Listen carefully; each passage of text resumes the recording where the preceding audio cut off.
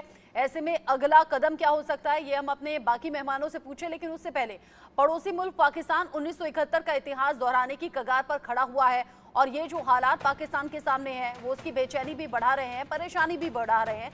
शहबाज शरीफ को ये समझ में नहीं आ रहा कि इन हालातों से उबरे कैसे, इन हालातों को सुधारे कैसे। क्या फिर से पाकिस्तान के सामने 1971 जैसी सिचुएशन आ रही है? 1971 की सिचुएशन को क्या फिर से दोहराने की स्थिति आ गई है?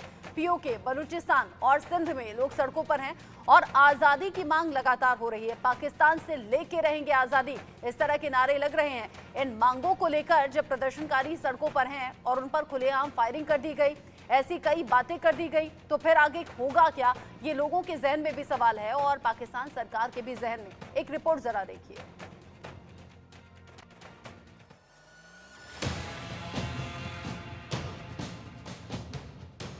पीओके में आग, बलूचिस्तान में बारूद, पाक नेस्तो नाबूद। पीओके में चिंगारी, भारत से मिलने की तैयारी। पीओके ने नारा लगाया, इंडिया को बुलाया। पाकिस्तान में बढ़ती बेताबी, तीसरे टुकड़े की तैयारी। 1971 में बांग्लादेश, 2024 में पीओके और बलूचिस्तान। पाकिस्तान में बवाल, दंगा, विद्रोह, नारेबाजी, आगजनी, मारपीट, सब कुछ खुलेआम सरेराह हो रहा है। सेना और आवाम दोनों आमने सामने हैं। पुलिस फायरिंग कर रही है, आवाम गुहार लगा रही है, सेना जुल्म कर रही है। लाचार जनता भारत समेत दुनिया से हस्तक्षेप करने की विनती कर रही है।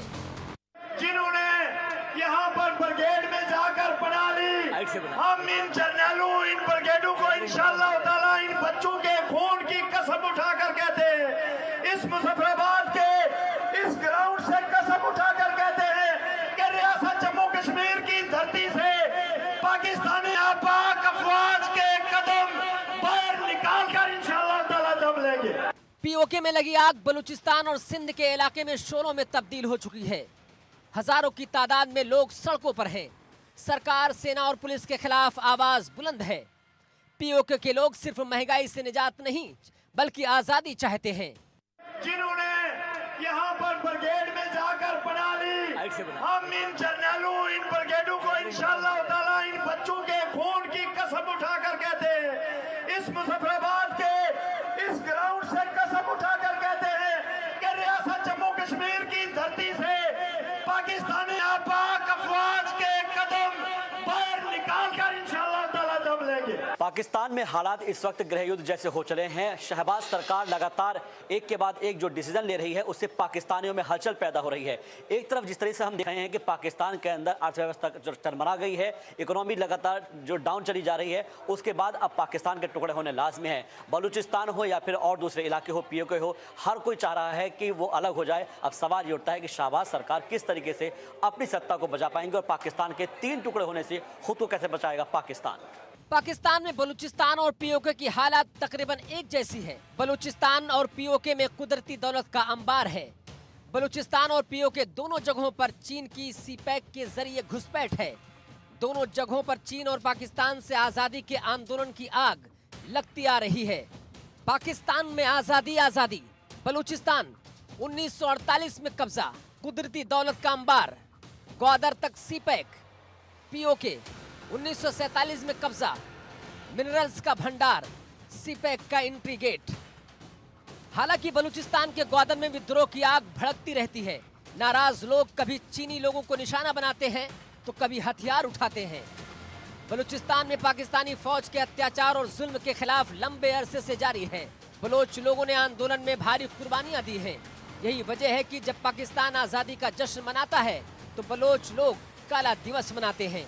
पाकिस्तान में पिछले कई दशक से पीओके और बलूचिस्तान को अलग करने की मांग तेजी से उठ रही है, लेकिन पीओके में इन दिनों लगी जो चिंगारी थी वो बलूचिस्तान तक पहुंच गई है। अब बलूचिस्तान के लोग भी अलग पाकिस्तान से मांग कर रहे हैं कि हमें अलग मुल्क दीजिए, अलग, क्योंकि वहाँ की खनिज संपदाओं का जिस तरीके से दोहन हो रहा है उसके खिलाफ लगातार वो आवाज़ बुलंद कर रहे हैं। इसलिए सिंध से लेकर बलूचिस्तान, बलूचिस्तान से लेकर पीओके तक अब सिर्फ और सिर्फ आज़ादी की मांग उठ रही है।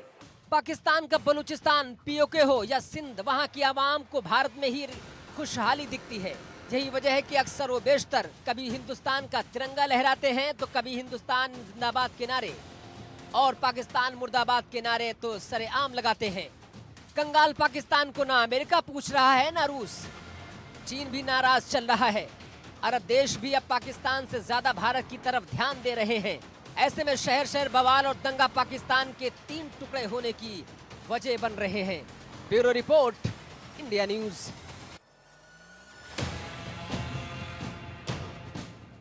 तो 1971 जैसे हालात पाकिस्तान के सामने एक बार फिर से नजर आ रहे हैं और इन सबके बीच में पाकिस्तान तालिबान के बीच बढ़ता जा रहा है तनाव भी। पाकिस्तान तालिबान में अफगानिस्तान बॉर्डर पर एक नई जंग छिड़ी हुई नजर आ रही है। पाक और अफगान के बीच में डूरंड लाइन पर हालात बिगड़ गए हैं। पाकिस्तान तालिबान ने एक दूसरे पर गोलियां बरसाई हैं।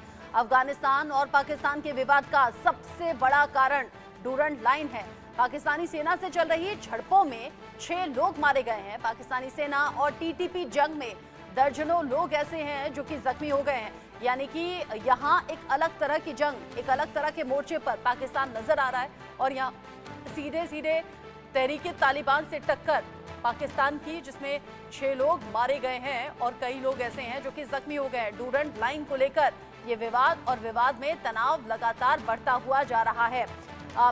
एक छोटी सी जानकारी मैं जरा जल्दी से दानिश से ले लूं, फिर मेहमानों का मैं रुख करूंगी। दानिश, एक तरफ तो डूरंड लाइन को लेकर जो तनाव है वो लगातार बढ़ रहा है, पीओके के लोगों को टीटीपी का समर्थन मिल रहा है, ये सब कुछ स्ट्रेटेजी वाइज है क्या?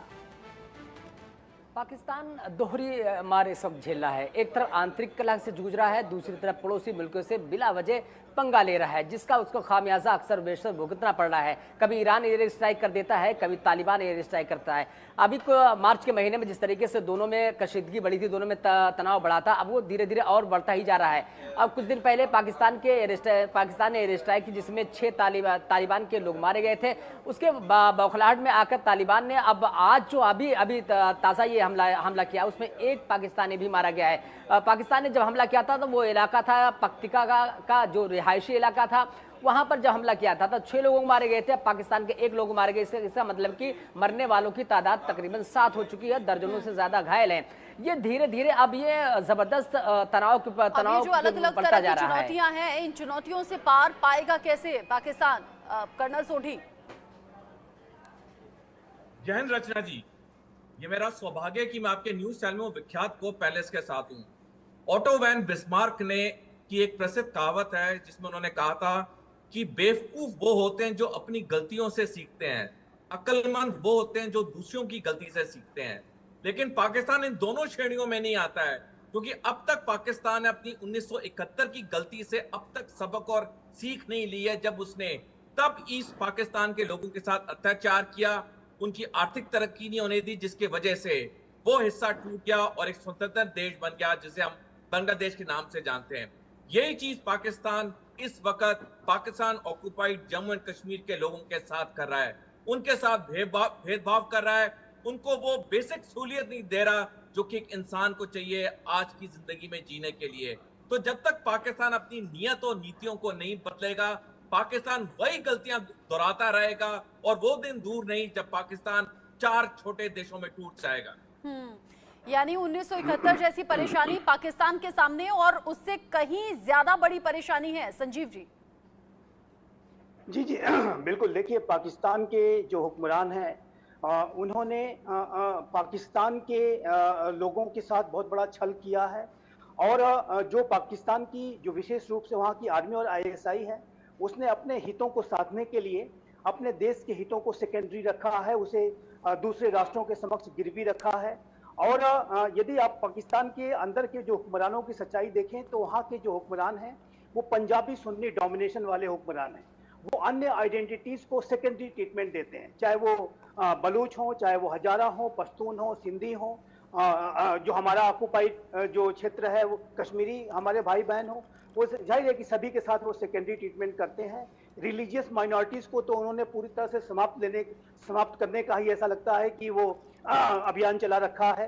तो ऐसे में जो पाकिस्तान की जो स्थितियां हैं वो 1971 से भी कहीं ज्यादा भयावह दिखाई देती हैं और अगर ऐसी ही स्थिति बनी रही तो पाकिस्तान के कम से कम 4 टुकड़े होंगे, ये मैं स्पष्ट रूप से देखता हूँ।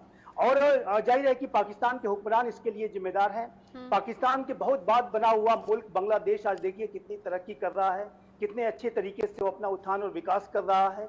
लेकिन ये जो पाकिस्तान के हुक्मरान हैं, इन्होंने अपने हितों के लिए अपने देश का सवाल तो ये कि अगर बाकी लोगों को इतना क्लैरिटी के साथ ये नजर आ रहा है कि पाकिस्तान 4 टुकड़ों में बढ़ जाएगा, तो क्या पाकिस्तान को खुद ये बात समझ में नहीं आ रही? वहां के हुक्मरान की आंखें मूंदे बैठे हैं। इन सब के बीच में एक और अपडेट भी है। पाकिस्तान के एक और मंत्री ने भारत की तारीफ की है। गृह